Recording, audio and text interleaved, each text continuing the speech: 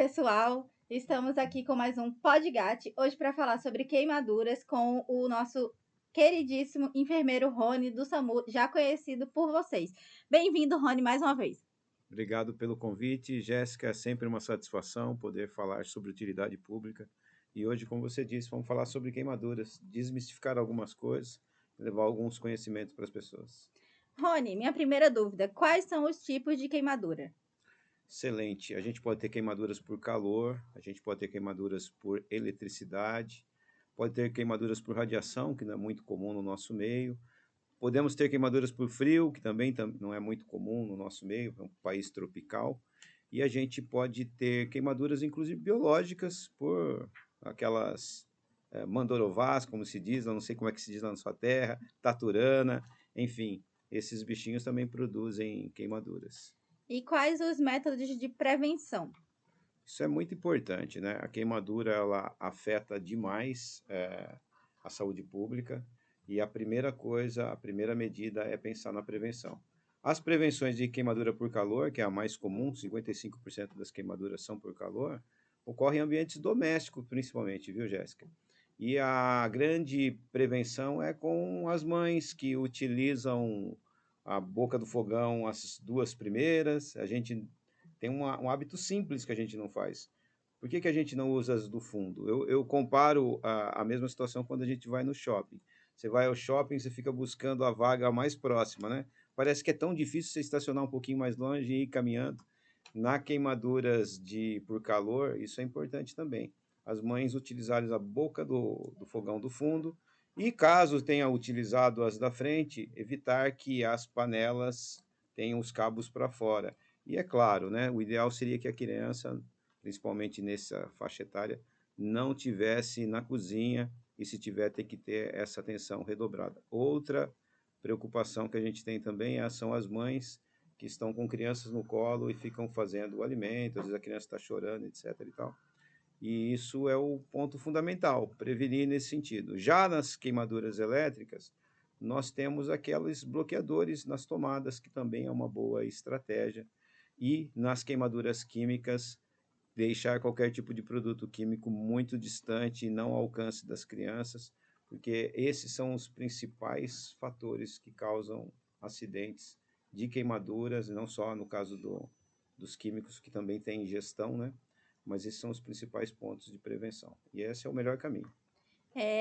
Queimadura é tudo igual ou pode ser mais grave? Muito boa pergunta, viu, Jéssica? As queimaduras, elas são classificadas pela profundidade e pela extensão. Então, a gente tem as queimaduras de primeiro grau, chamada de primeiro grau. Primeiro grau, hoje em dia a gente chama isso de queimaduras superficiais.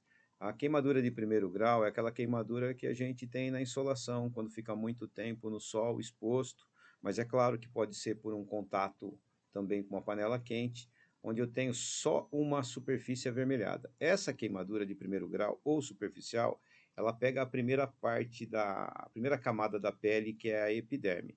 Mas se a queimadura continuar, eu passo a ter a queimadura de segundo grau, onde ela já é parcial. Aí ela pegou a epiderme e a derme. Qual que é um ponto importante que todo mundo vai saber identificar para saber se a queimadura ela é além de superficial, além do primeiro grau? É quando aparecem as bolhas. Apareceu a bolha, ela já é uma queimadura de segundo grau. Aquelas bolhas a gente chama de flictenas. Daqui a pouco você vai me perguntar se estoura essa bolha ou não. A gente vai responder. Então, a partir desse momento, eu já tenho queimaduras de segundo grau. Mas, se a queimadura continuar, se o calor, se a transferência de energia continuar, a gente pode ter queimaduras de terceiro graus, que avançou uma outra camada, agora já está no subcutâneo, já está na hipoderme e pode chegar até situações onde pega músculos e até ossos, que são as queimaduras de terceiro e quarto graus. As mais É, graves, inclusive. e em qual dessas situações eu devo me preocupar em ligar para o SAMU? Isso é importante, tá? Ligar para o SAMU, eu costumo dizer, sou suspeito de dizer, né? Eu represento esse serviço também. Então, ligar para o SAMU sempre deve existir toda vez que eu tenho uma dúvida. Tenho uma dúvida, liga para o 92. O 92 tem exatamente essa prerrogativa, ter um médico regulador não só para mandar ambulância, mas para te orientar. Agora, em geral, as queimaduras de primeiro grau, a superficial, elas não necessitam de um atendimento de um profissional da saúde ou um profissional médico. Agora, a partir do momento que eu tenho queimaduras de segundo grau, que é a profundidade, já vale a pena eu considerar a obrigatoriedade, na verdade, de ligar para o 92. Outra situação que eu preciso considerar, Jéssica, que não é para ter dúvida de ligar para o 92, é se eu tiver queimaduras em alguns pontos importantes. Por exemplo, palma das mãos, região do genitália, região da face, do pescoço. Mesmo que eu não tenha grande profundidade, seja só superficial, só o fato de ter queimadura nesses pontos já vale a pena a gente ligar para o 92. Eu dizia agora há pouco, ô Jéssica, que a queimadura ela se classifica pela profundidade, primeiro, segundo, terceiro e quarto graus, mas ela também tem uma importância por extensão. Então, à medida em que eu vou tendo ah, extensões corpóreas maiores, eu também tenho uma gravidade. Quando a gente tem queimaduras de segundo e terceiro graus acima de 10%, 20%, a gente já classifica como grande queimado. E nesses casos também não temos dúvidas, todas as vezes eu preciso dividir a responsabilidade com 92. Quais os cuidados eu devo ter com as queimaduras? Bom, uma vez feito o agravo, né, uma pele, é importante a gente determinar o seguinte: quando você tem uma queimadura, embora a gente não veja a chama, a gente só pensa na chama nela propriamente, eu tenho que considerar que toda a pele queimada está pegando fogo, certo? Então, se está pegando fogo, se tem chama, mesmo que eu não veja, como a nossa pele ela é rica em gorduras, mesmo que eu não tenha mais o contato da área quente com a pele, eu tenho que considerar que a minha pele ela continua sendo queimada.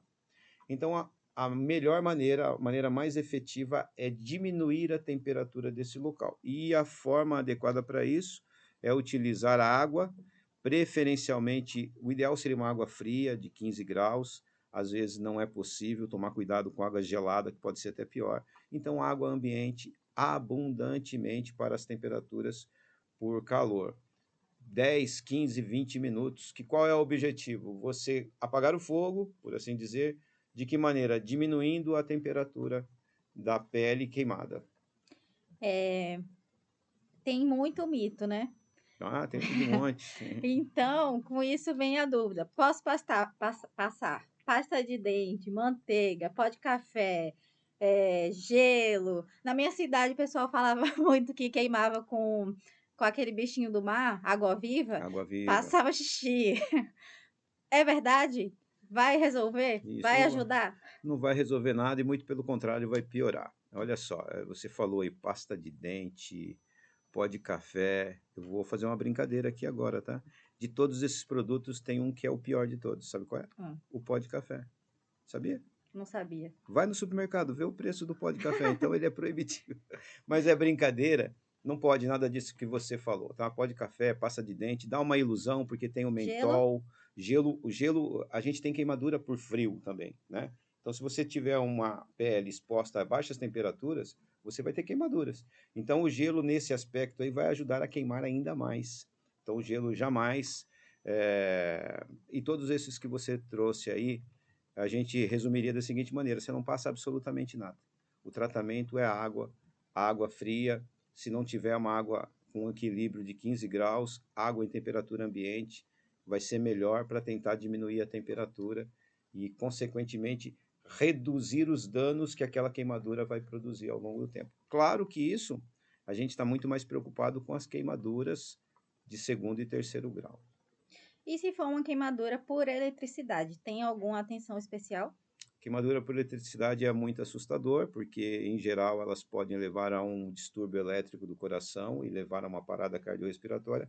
Mas a primeira coisa que eu tenho que fazer é isolar esse contato. Então, pensar o seguinte: se uma pessoa tomou um choque elétrico, considere sempre a possibilidade dela estar energizada em contato, por exemplo, com esse fio desencapado, com o equipamento. Eu, por exemplo, tenho uma história muito triste na minha família, que perdi um cunhado exatamente nessas condições.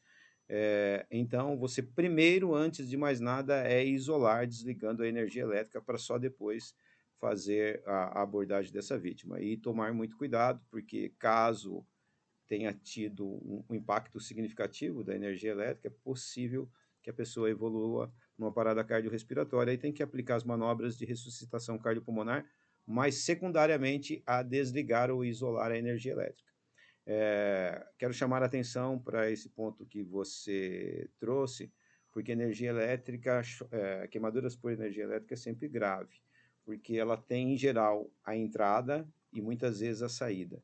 Então, aonde entrou, por exemplo, eu tomei um choque aqui na minha mão e posso ter a saída no meu pé. Todo esse caminho eu considero como área queimada. Então, portanto, é sempre um grande queimado. E sempre eu vou precisar dividir a responsabilidade e ligar para o 92.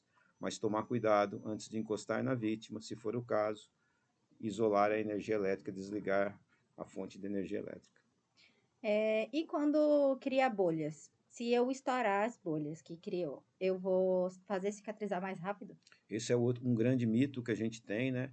No passado, a gente ouvia falar, eu dou curso de primeiros socorros, eu ouço as pessoas falar, não, mas com o espinho do pé de limão eu posso furar porque não vai ter problema. Não, a bolha, ela não deve ser furada, não deve estourar, então, nem se fala. Sobre as bolhas, que são os flictenas, que a gente tem nas queimaduras de segundo grau, Jéssica, a gente precisa entender o seguinte: elas nunca são estouradas, mesmo quando eu estou num ambiente protegido dentro do hospital.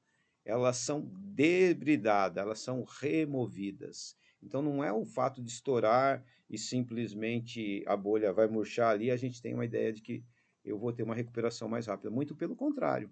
Além do risco de infecção, o fato daquela bolha murchar, aquilo pode fazer com que deixe cicatriz para sempre.